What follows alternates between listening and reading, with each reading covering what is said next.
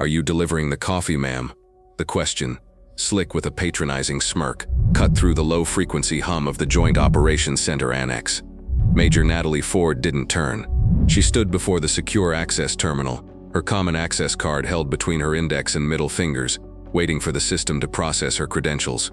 The air, chilled to a precise 68 degrees to cool the racks of servers lining the walls, felt suddenly warmer on the back of her neck. She had chosen a simple, professional royal blue blouse for the temporary duty assignment, worn under a standard-issue fleece jacket she had just taken off and draped over her go bag. It was comfortable for the long-haul flight and practical for the series of back-to-back briefs she was scheduled to lead. Apparently, it was also a source of confusion for the young captain standing behind her, whose reflection she could see in the dark screen of the terminal.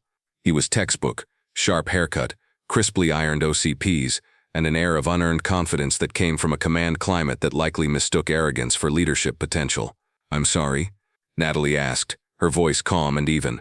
She didn't look at him, keeping her attention on the screen as it blinked, thinking. "The coffee," he repeated, gesturing with his chin toward a small kitchenette alcove in the corner. "The colonel likes a fresh pot before the 0900 sink. If you're not with the catering staff, then this area is restricted to cleared personnel only." His tone was the auditory equivalent of a pat on the head. In the periphery, 2 Air Force staff sergeants, both buried in checklists at a nearby console, looked up. They didn't say anything, but their typing paused. An audience was forming. Natalie finally turned, a slow, deliberate movement. She let her eyes travel from his polished boots up to the silver bars on his chest. "Captain Davis, according to the name tape. I am cleared personnel, Captain." She held up her CAC. The gold chip gleamed under the fluorescent lights. "Major Natalie Ford." Davis's smirk faltered for a fraction of a second before he reassembled it, stronger this time. He squinted at her ID. "A major, right. Well, ma'am, I haven't seen you around here before. This is the SOCOM JOC. We have specific access rosters. What's your unit?" This was the part she hated. Not the challenge. Security was security, but the transparent disbelief, the insinuation that her presence was an anomaly that needed special scrutiny. It was a tax she paid far too often. "I'm here for the morning brief," she said, her voice remaining placid. The terminal in front of her beeped, a cheerful green-lit confirmation.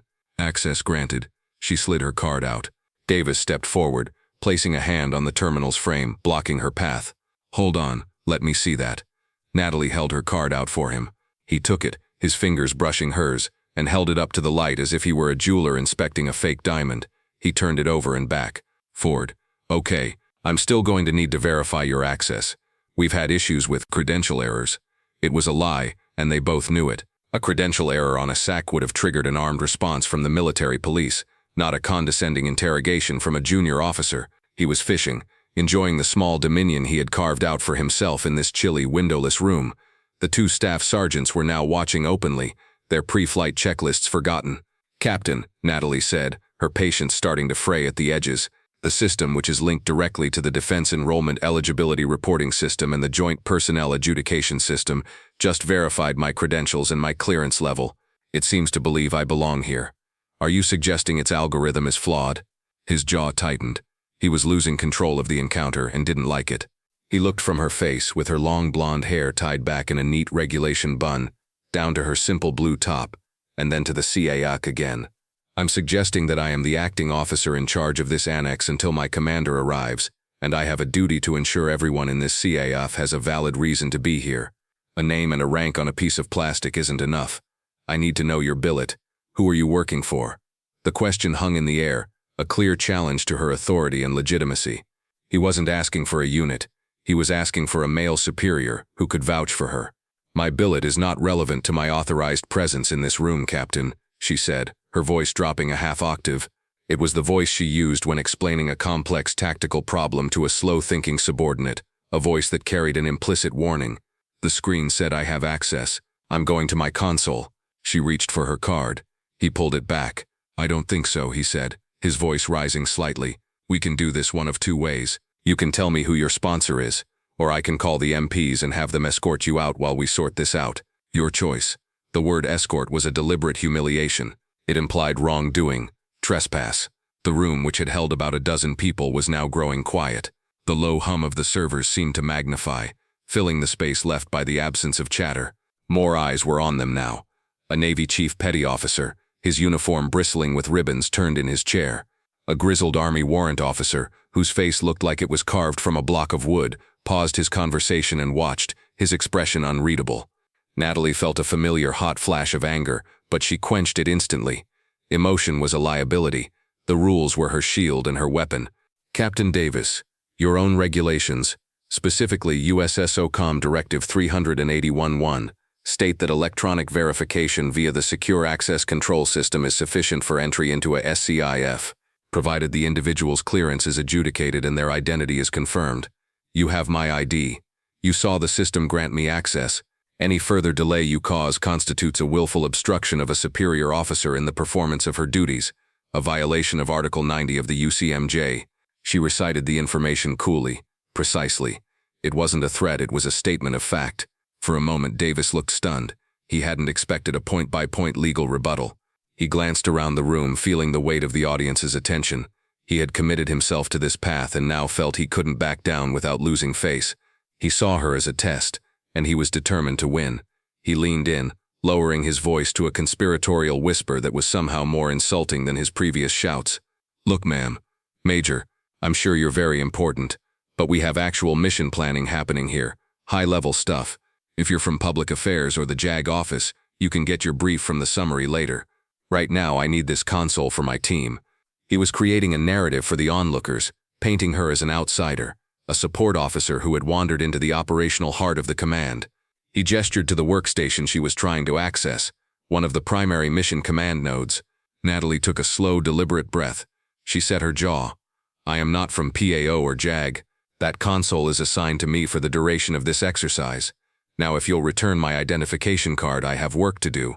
As she spoke, her fingers idly brushed against a heavy metallic object in her jacket pocket, which was slung over her bag on the floor.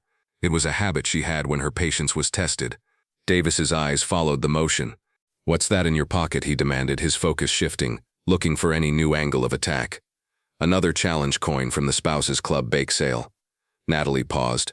She reached into the pocket and pulled out the object. It was a challenge coin, but it was unlike any he had seen. It wasn't perfectly round or polished. It was thick, heavy, and irregularly shaped, forged from what looked like melted-down artillery shell casings. In the center was a stark, stylized carving of a winged dagger plunged into a mountain peak. There was no unit name, no motto, just the raw, brutalist symbol. The captain scoffed. Cute. Did you make it in arts and crafts? The coin was cool against Natalie's palm. She didn't hear the captain's jibe. She heard the deafening rotor wash of a Black Hawk helicopter fighting against a high-altitude wind in the mountains of Afghanistan. She felt the biting cold, the air so thin it hurt to breathe. The coin was a memento, a bond forged in fire and ice on a mission that never made the news. It was given to her by the Afghan commando leader, a man with ancient eyes and a warrior's soul, after she had called in a danger-close airstrike that saved his entire Kandak from being overrun. He had pressed it into her hand and said in Pashto, "You are the Sky Warrior. You have the heart of a lion." The winged dagger represented her, the mountain, the impossible peak they had taken together. The memory was so vivid, so immediate, that for a second the sterile air of the JOC smelled of cordite and dust. She blinked, returning to the present. Davis was still talking, his voice a droning annoyance. "So unless you can provide me with a 3-star general who can personally vouch for you, I'm going to have to ask you to leave." That's when the warrant officer in the corner, the one with the face like carved wood, finally moved. He'd been watching the entire exchange, his eyes narrowed. He had seen Davis take her CAC, and had gotten a clear look at the name, 4D. To him the name was familiar, but it was the call sign whispered in after-action reports and intelligence summaries that he truly remembered. Valkyrie. He didn't stand up. He didn't say a word to the captain. He simply swiveled in his chair, picked up the secure telephone on his desk and punched in a 4-digit extension. He shielded the receiver with his hand, his back to the unfolding drama. "Sir, it's Chief Warrant Officer 4 Miller," he said quietly, his voice urgent. "You need to come down to the JOC Annex, right now." A pause. "No, sir. The network is fine. We have a situation, a personnel issue." Another pause. Miller's eyes flicked over to where Captain Davis was now puffing out his chest, preparing for his final triumphant move. "It's Captain Davis, sir. He's detaining a visitor." Miller listened for another second, then delivered the critical payload. "He's got Major Ford." "Yes, sir. That Major Ford. Valkyrie. The silence on the other end of the line was more eloquent than any shout. Miller knew what was happening in that office 4 floors up. He could practically hear the clatter of a coffee mug being slammed down, the scraping of a chair being shoved back, and the thunderous eruption of a full-bird colonel realizing that one of his proudest peacocks was trying to pluck the feathers of a golden eagle. Help was on the way. The audience in the JOC annex now sensed it too. The air, already thick with tension, was now charged with the unmistakable electricity of impending justice. Colonel Mark Theron, Deputy Commander of Operations for the entire Joint Command, stared at the secure phone receiver in his hand as if it had sprouted tentacles. "Are you certain, Miller?" he asked, his voice a low, dangerous growl. "Positive, sir," the chief warrant officer's voice crackled back. "I saw her CAC. Ford, NA. He's making a scene." Threatening to call the MPs. Theron slammed the phone down. The sound echoed in his spacious wood-paneled office. On his desk, a framed photo of his smiling family seemed to mock the impending catastrophe. He stood up, his chair flying back and hitting the credenza behind him. Captain Davis, a sharp officer, good on paper but with an ego that could eclipse the sun, and he had just cornered one of the most vital and discreet operational commanders in the entire theater. "Sergeant Major," Theron bellowed, his voice carrying easily through the thick oak door. The door swung open instantly. Command Sergeant Major Wallace, a man who seemed to be composed entirely of muscle, discipline, and scar tissue, stood in the doorway. "Sir, get the command staff. My vehicle. Now. We're going to the JOC annex. Is there an exercise alert, sir?" "Worse," Theron growled, grabbing his cover from a hook. "We have a blue-on-blue fratricide incident in progress. An officer is about to shoot his own career in the head, and I have to stop him before he takes the whole command's credibility with him." He strode past the sergeant major and down the hall, his mind racing. He pulled up Major Natalie Ford's file on his secure tablet as he walked. The screen lit up with a string of accomplishments that read like a Spec Ops recruiting poster. West Point, Distinguished Honor Graduate from the Sapper Leader Course. Ranger School, Bronze Star with Valor device for actions during a close-quarters ambush in Iraq. Command of a cultural support team attached directly to a Tier 1 unit. A master's degree in irregular warfare from the Naval Postgraduate School. And then there was her current billet. So heavily classified it was designated only by a code name, Commander Joint Special Operations Task Force Viper. JSOTF Viper wasn't just any task force. It was the tip of the spear's tip. A multi-service, multinational unit responsible for the most sensitive counter-terrorism and strategic reconnaissance missions on the continent. Natalie Ford, at 34 years old, commanded assets that most 4-star generals would envy. She was a ghost, a legend whispered about in classified circles, and Captain Davis, in his infinite wisdom, thought she was here to pour the coffee. Theron quickened his pace, the sergeant major matching him stride for stride. The institutional failure this represented was staggering. This wasn't just about one arrogant captain. It was about a culture that could still, in this day and age, look at a woman in a royal blue top and see a helper instead of a warfighter. Back in the JOC annex, Captain Davis had reached his endgame. He felt the eyes of the room on him and interpreted their stunned silence as support for his authority. He had given the major a chance to comply, and she had met him with defiance and legalistic jargon. It was time to put an end to the charade. "All right, ma'am, I'm done asking," he announced, his voice booming with false authority. He pulled his radio from his belt pouch. "I'm calling the Base Defense Operations Center. I'm going to report an unauthorized individual in a secure facility, possibly under false pretenses and with fraudulent identification. They will escort you to a holding area until this can be verified. It's a serious charge, Major. You could be facing a court-martial." He was pushing her past the point of no return, creating a scenario where, even if he was wrong, the sheer momentum of the official report and the involvement of the MPs would tarnish her. It was a vicious, petty abuse of power, and he wielded it with the casual arrogance of someone who had never faced real consequences. Natalie Ford just looked at him.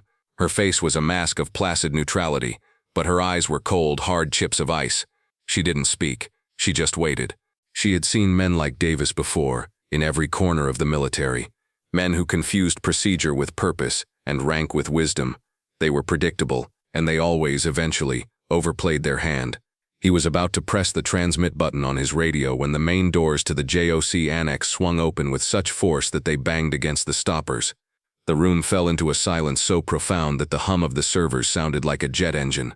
Colonel Mark Theron strode into the room, his face a thundercloud. Flanking him was Command Sergeant Major Wallace.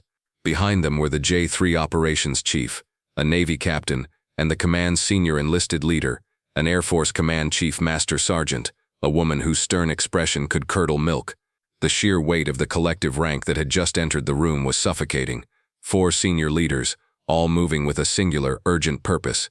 They weren't walking, they were hunting. Captain Davis froze, his finger hovering over the transmit button. His face went pale. He had been expecting a pair of junior MPs, not the entire senior command of the base. Colonel Theron's eyes swept the room, ignoring everyone until they landed on the tableau in the center. Captain Davis, holding a radio and a CAC, standing over a calm, composed major in a blue top. Theron's gaze was like a physical blow. He walked directly toward them, his boots echoing on the polished concrete floor. He didn't stop at Captain Davis. He walked right past him, as if he were a piece of furniture, and came to a halt directly in front of Natalie. He snapped to the sharpest, most respectful position of attention Davis had ever seen, his back ramrod straight. "Major Ford," Colonel Theron said, his voice ringing with authority. He raised his hand in a salute that was crisp and perfect. "My sincerest apologies for the delay and for the unprofessional welcome you have received. I assure you it is not indicative of this command." Natalie returned the salute, her own movements economical and precise. "Colonel, no apology necessary. Your captain was just being thorough with his security protocols." The words were professional, but they carried a razor's edge. The entire room understood the subtext. Davis looked like he had been punched in the gut. Colonel Theron dropped his salute and turned, his eyes finally falling on Davis. The temperature in the room dropped another 10 degrees. "Captain," he began, his voice deceptively soft, "give me the major's identification card, now." Davis fumbled with the CAC, his hand shaking slightly, and held it out. Theron snatched it from his grip and handed it back to Natalie with a respectful nod. Then he turned his full, undivided attention back to Davis. "Captain Davis," Theron said, his voice now rising to a controlled roar that filled every corner of the space, "let me provide you with a small piece of situational awareness, since yours seems to be so catastrophically deficient." He gestured toward Natalie. "For the benefit of everyone in this room, this is Major Natalie Ford. While you were busy ensuring she wasn't the barista, you failed to recognize the lead planner for Operation Serpent Strike, the officer who personally rewrote this command's entire irregular warfare doctrine. You failed to recognize the commander who 2 months ago led a joint task force on a hostage rescue mission that resulted in 0 friendly casualties and the recovery of all 3 assets. She has conducted more direct action missions than your entire company combined." He took a step closer to Davis, who seemed to be shrinking inside his uniform. "More to the point, Captain. Major Ford is currently the commander of Joint Special Operations Task Force Viper. Her name is on the access roster you were supposed to have memorized this morning. Her brief, which you are now officially late for, is to inform this entire command about a credible imminent threat to our forward operating bases, a threat her operators uncovered. You weren't obstructing a visitor, Captain. You were obstructing the single most important person on this base today. You were obstructing the mission." A collective gasp went through the room. "Special Operations Commander." The title hung in the air, heavy and absolute. The jokey, patronizing question about her rank now seemed like a sacrilege. The room froze. The smirks were gone, replaced by faces of shock, awe, and for Captain Davis, dawning horror. He looked at Natalie Ford, truly seeing her for the first time, not as a woman, not as an outsider, but as the commander she was. Colonel Theron wasn't finished. He jabbed a finger at Davis's chest. "You didn't fail a security check, Captain. You failed as a leader. You saw a uniform you didn't recognize and a face you didn't expect, and you made an assumption. You chose ego over duty. You chose bias over procedure. You are a disgrace to that rank and to this command." The public rebuke was brutal, a verbal vivisection performed in front of his peers and subordinates. The colonel then turned to address the room. "Let this be a lesson to every single person here. The standard is the standard. It does not have a gender. It does not care what you look like. Competence is the only currency that matters in this profession. If you can't see the warrior for the uniform, you don't belong in one." He turned back to Natalie, his expression softening. "Major, the floor is yours. We are ready for your brief." Natalie gave a single sharp nod. She looked past the colonel, her gaze briefly meeting Captain Davis's. He looked utterly broken. She felt a flicker of something, not pity, but a profound sense of waste. She then addressed the colonel, her voice clear and steady for all to hear. "Thank you, Colonel. But if I may add one thing, the lesson here isn't that we should soften standards. It's that we must apply them fairly and universally. Don't look at a person and ask if they meet the standard. Look at the standard and ask if they meet it. It's a simple distinction, but it's everything. Her words landed with the force of a final, unassailable truth. As she spoke, she glanced down at the heavy coin still in her hand, the winged dagger. The image in her mind was crystal clear now. Not the quiet ceremony with the Afghan commander, but the moment before. The frantic radio chatter, the screams, the whip crack of incoming fire. She was on the floor of a vibrating Black Hawk, the door gunner blazing away, as she orchestrated a symphony of destruction from 3 different airframes on a mountainside swarming with enemy fighters. She was 29 years old, and she was the calmest person in the sky, her voice a lifeline for the men trapped on the ground below. She had earned her authority not in a briefing room, but in the crucible of combat, where assumptions got you killed. That coin wasn't a souvenir. It was a receipt for a debt paid in courage and blood. The fallout was swift and decisive. Captain Davis was formally relieved of his duties as acting OIC of the Annex pending a full command investigation. Colonel Theron, true to his word, used the incident as a command-wide teaching moment. A mandatory training refresh on equal opportunity, harassment, and, most pointedly, proper leadership and professional courtesy was implemented within 72 hours. New standard operating procedures were published for all access points, explicitly stating that electronic verification was the sole determinant of access, with a picture of a CAC and its security features included for the willfully obtuse. Weeks later, the dust had settled. Natalie's brief had been a masterclass in operational intelligence, and the threat she had outlined was neutralized by a series of precise, targeted operations she herself directed. Her time at the main base was coming to an end. One evening, she was on the indoor running track at the base gym, methodically ticking off miles, when she saw a familiar figure standing by the water fountain. It was Davis. He was in physical training gear, but he stood with a slumped posture that seemed alien to his formerly proud bearing. He saw her, and for a moment he looked like he was going to turn and flee. Instead, he took a deep breath and walked toward her as she slowed to a stop. "Ma'am," he said, his voice quiet, stripped of all its former arrogance. He wouldn't meet her eyes. "Major Ford, I wanted to apologize. What I did was inexcusable. There's no excuse. I was wrong. I was unprofessional, and I was disrespectful. I'm sorry." The apology was earnest, born of deep and genuine humiliation. Natalie studied him for a moment. She could have dismissed him, walked away, and he would have deserved it. But that wasn't her way. "Your apology is accepted, Captain," she said, her tone neutral. He finally looked up, his eyes filled with a mixture of relief and shame. "Thank you, ma'am. I've been doing a lot of thinking. I understand that I have a lot to learn." Natalie nodded slowly. "We all do, every day." She decided to offer him not forgiveness but a compass. "Let me give you one piece of advice, Captain. From now on, when you meet someone, don't look at the package. Read the resume. The skills, the experience, the qualifications. That's all that matters. The rest is just noise." A seed of mentorship, planted in the hard soil of his failure. It was up to him to water it.